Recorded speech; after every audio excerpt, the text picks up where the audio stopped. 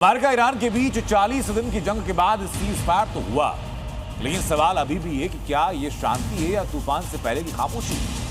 क्या Donald Trump ने रणनीति बदल ली है या दबाव में फैसला किया गया? और क्या ईरान इस टकराव में और मजबूत होकर के उभरा है? ये सवाल इसलिए क्योंकि ईरान के 10 शर्तों को अमेरिका ने मान लिया है।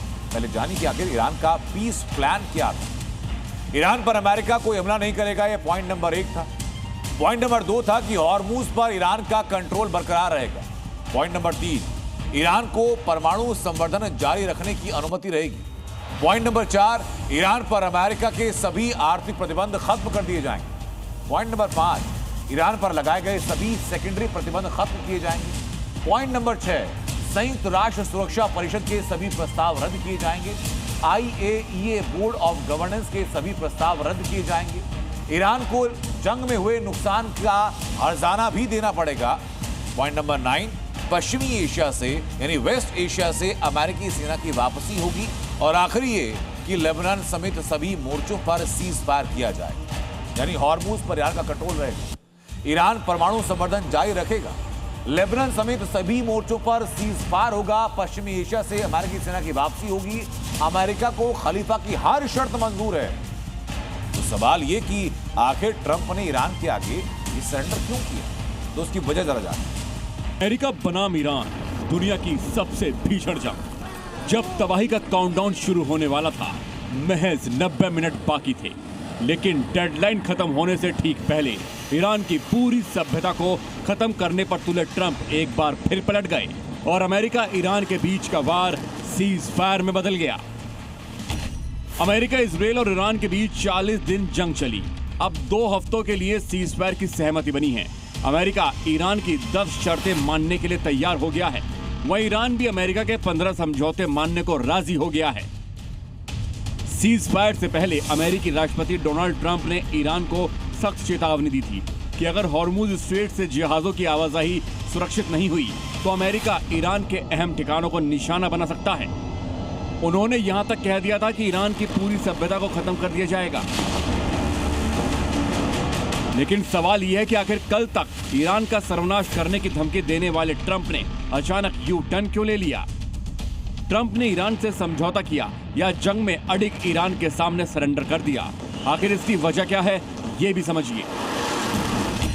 वजह नंबर 1, 40 दिनों तक अमेरिका और इजराइल पर हावी रहा था ईरान।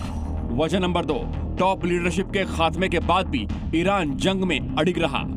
वजह नंबर 3, अमेरिका के F-15E समेत 6 फाइटर जेट्स मार गिराए गए। वजह नंबर 4, मिडिल ईस्ट में अमेरिकी बेस पर ईरान ने ताबड़तोड़ हमले किए।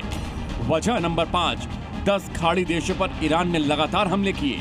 वजह नंबर 6, खाड़ी में अमेरिका की IT कंपनियों पर बड़े हमले की धमकी दी थी। वजह नंबर 7, हॉर्मुज स्ट्रेट को बंद कर ईरान ने अमेरिका को संकट में डाल दिया था। वजह नंबर 8, अमेरिका से डील करने का ईरान का साफ इनकार था। वजह नंबर 9, ईरान पर हमले का अमेरिका में भारी विरोध हुआ। दरअसल जब अमेरिका ने ईरान पर हमला किया था तो उसके 2 ही मकसद थे, ईरान की तबाही और ईरान को न्यूक्लियर बम बनाने से रोकना। लेकिन जब 40 दिन के बाद सीज फायर का ऐलान हुआ तो अमेरिका वहीं खड़ा है जहां युद्ध शुरू होने से पहले था।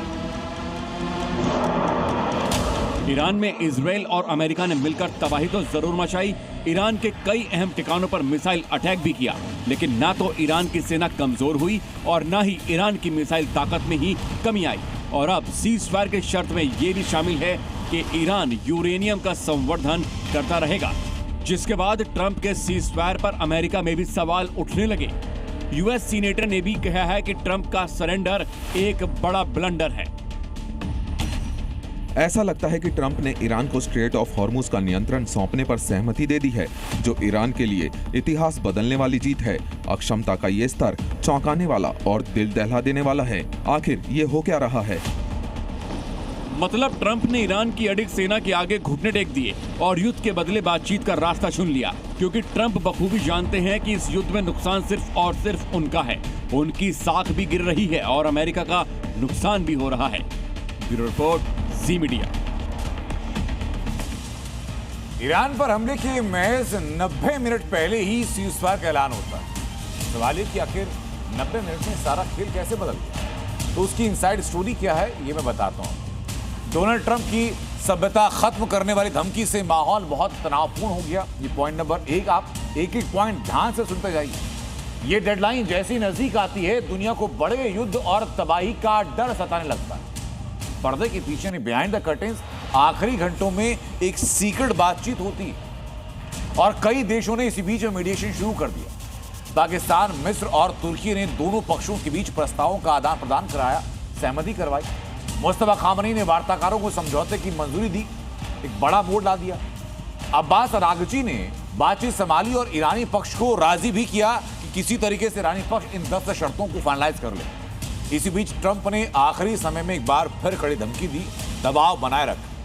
बैकएंड चैनल में शहबाज शरीफ और बाकी नेताओं की सक्रिय भूमिका रही और डेडलाइन से सिर्फ 90 मिनट पहले सीज फायर पर सहमति बनी।